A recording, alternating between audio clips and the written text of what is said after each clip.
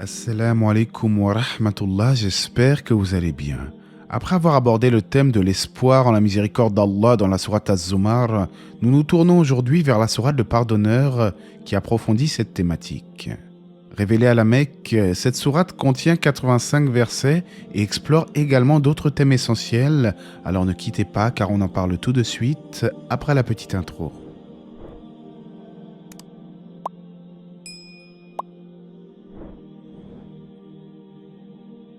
La sourate débute lorsqu'Allah nous rappelle que le Coran est une révélation émanant de lui, le puissant, le sage. Puis il nous dit « Le pardonneur des péchés, l'accueillant en repentir, le dur en punition, le détenteur des faveurs. Point de divinité à part lui et vers lui est la destination. » Comme nous l'avons déjà vu sur la chaîne, le musulman doit trouver un juste équilibre entre la crainte du châtiment d'Allah et l'espoir en sa miséricorde. Tu dois craindre le courroux d'Allah lorsque tu commets un péché, mais en parallèle de cela, tu te repens sincèrement en espérant être pardonné. Comme l'indique le verset, Allah est le détenteur des faveurs, c'est-à-dire de toutes les grâces dans l'absolu. Il nous a donné la vie alors que nous en étions privés, et il continue de subvenir aux besoins de ses créatures, même lorsqu'elles sont désobéissantes. Après nous avoir rappelé son unicité, Allah nous informe que seuls ceux qui ont mécru discutent ces versets, et il nous dit en ce sens que leur activité dans le pays ne te trompe pas. Selon les exégètes, cela signifie que l'on ne doit pas se laisser leurrer par les biens et les richesses des incroyants. En effet, la richesse en elle-même n'a jamais été un signe de l'amour du Créateur. Conséquemment, Allah console son prophète alayhi salatu wassalam en lui rappelant que d'autres messagers comme lui ont été rejetés par leur peuple, à l'instar de Noé. En fait, ceux qui ont mécru discutent avec de faux arguments, comme l'atteste le verset 5. Nous constatons ce fait tous les jours avec des gens qui passent leur temps à polémiquer sur le Coran et les hadiths du prophète alayhi salatu wassalam. Ils se moquent de l'intégrité de notre noble prophète et accusent le Coran de contenir des versets immoraux, mais est-ce que cela est vraiment étonnant? Si au contraire l'islam n'était pas critiqué, et que cette religion était réduite à une simple fantaisie orientale aux yeux des gens, cela serait bien plus étrange.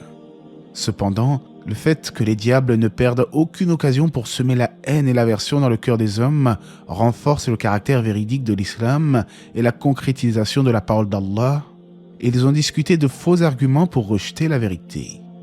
Allah évoque ensuite les anges qui portent le trône et célèbrent sa louange. Il ne cesse d'implorer Allah en faveur des croyants en lui demandant notamment de leur pardonner leurs péchés et de les préserver du mal.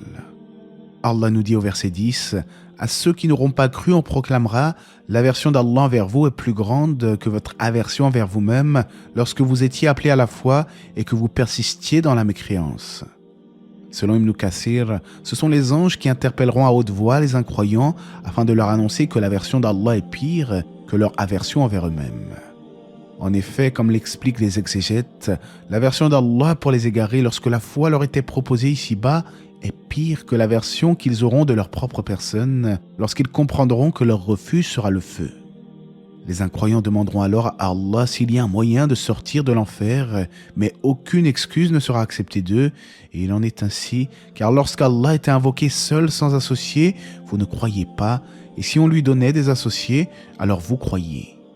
En vérité, Allah ne lésera personne et jugera en toute équité entre les hommes au jour de la résurrection. Allah évoque ensuite les signes au sein de sa création, mais seuls ceux qui reviennent repentants vers lui s'adonnent à une réflexion consciencieuse. Au verset 15, il est fait mention de la grandeur d'Allah, qui est en réalité bien au-dessus de toute sa création, le détenteur du trône sublime. Allah nous rappelle qu'il fait descendre sa révélation à qui il veut parmi ses serviteurs, c'est-à-dire les messagers.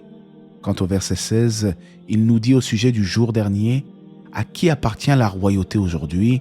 À Allah, l'unique, le dominateur. » À ce sujet, Ibn Omar rapporte du prophète sallallahu alayhi wa sallam le célèbre hadith « Allah pliera les cieux le jour du jugement, puis il les saisira de sa main droite et dira « C'est moi le roi ». Où sont les tyrans? Où sont les orgueilleux? Puis il pliera les 7 terres, les saisira avec sa gauche et dira « C'est moi le roi. Où sont les tyrans? Où sont les orgueilleux ?» Au verset 18, il est fait mention de l'angoisse qu'éprouveront les ennemis d'Allah au jour de la résurrection. Ils seront terrifiés et isolés. Allah nous dit ensuite, il connaît la trahison des yeux, tout comme ce que les poitrines cachent. Selon Ibn Kathir, ce verset fait allusion au regard envieux d'un homme envers une femme. De surcroît, Ibn Abbas explique concernant la fin du verset qu'Allah sait pertinemment si telle personne tomberait dans la fornication si une opportunité s'offrait à lui. Après avoir évoqué la fin tragique des mécréants, Allah relate le récit du prophète Moussa alayhi salam, récit qui a été détaillé en profondeur dans l'explication de la sourate 20. Néanmoins, il y a dans la sourate que nous étudions aujourd'hui un passage supplémentaire où un homme cherche à défendre le prophète Moïse. En effet, lorsque Pharaon dévoila son intention de tuer Moïse, un homme croyant qui appartenait à la famille royale s'exclama « Tuez-vous un homme parce qu'il dit « Mon Seigneur est Allah » alors qu'il est venu à vous avec les preuves évidentes de la part de votre Seigneur ?» Cet homme était en réalité secrètement croyant, comme ce fut le cas de Assia, l'épouse de Pharaon. Il essaya donc de raisonner Pharaon, mais en vain. Ce n'est pas la première fois dans le Coran qu'Allah cite l'histoire de certains croyants courageux cherchant à protéger les messagers. Dans le tafsir d'Ibn Kathir, nous apprenons que cet homme a tout de même réussi à dissuader Pharaon de tuer Moïse, ce qui n'aurait pas été le cas s'il s'agissait d'un Israélite. Il s'agissait donc bien d'un Égyptien. Pour Ibn Abbas, seul lui, Assia et un autre homme parmi les proches de Pharaon ont cru au message divin, c'est-à-dire parmi l'entourage de Pharaon. Cet autre homme n'était autre que celui qui a conseillé à Moïse de quitter la ville suite à son homicide involontaire. Tout cela nous rappelle l'histoire du compagnon Abu Bakr qui lui aussi a défendu son messager, à savoir le prophète Mohammed alayhi salam, et cela lorsqu'il déclara « Tuerez-vous un homme parce qu'il dit « Mon Seigneur est Allah » ?» L'homme continua donc à exhorter Pharaon, qui répondit en ces termes. Pharaon dit « Je ne vous indique que ce que je considère bon. » Cependant, c'était un mensonge, car d'autres versets attestent qu'il croyait au fond de lui en la véracité du message de Moussa, mais malheureusement, son orgueil a eu raison de lui. L'homme croyant continua donc la discussion en évoquant le sort de ceux qui ont rejeté le message de leur prophète. Au verset 36, Allah évoque l'arrogance de Pharaon lorsqu'il a demandé à son chef de construction de lui construire une tour, tout en disant « Peut-être atteindrai-je les voies des cieux et apercevrai-je le Dieu de Moïse. » Il déclara cela bien entendu avec sarcasme. Dans les versets suivants, l'homme croyant exhorta son peuple à suivre le bon chemin, en rappelant notamment que quiconque fait une bonne œuvre tout en étant croyant sera généreusement rétribué dans l'au-delà. Vous vous en doutez sûrement, Pharaon et ses hommes furent très agacés par les propos de cet homme, mais Allah le protégea, ils ne réussirent pas à l'exécuter, comme l'indique le sens du verset. Allah donc le protégea des méfaits de leur ruse. Quant à Pharaon et ses troupes, ils furent finalement noyés et sont désormais exposés au feu matin et soir. Le feu auquel ils sont exposés matin et soir, et le jour où l'heure arrivera, il sera dit « Faites entrer les gens de Pharaon au plus dur du châtiment ». Les savants se basent sur ce verset pour prouver l'existence du châtiment de la tombe, en plus des nombreux hadiths authentiques à ce sujet. Vous savez tous probablement qu'il y a un monde intermédiaire entre la vie d'ici-bas et celle de l'au-delà, une phase d'attente en quelque sorte. À cet effet, le prophète alayhi salam recommandait après le deuxième tashahhud de chercher protection près d'Allah contre 4 choses. Le châtiment de la tombe, le châtiment de l'enfer, la tentation de la vie et de la mort et la tentation du Dajjal. Une fois en enfer, les mécréants polémiqueront entre eux, cherchant un moyen d'alléger leur supplice. Hélas, il sera trop tard pour eux. Allah nous informe ensuite au verset 51 qu'il fait triompher ses messagers et les croyants, que ce soit ici-bas ou au jour de la résurrection.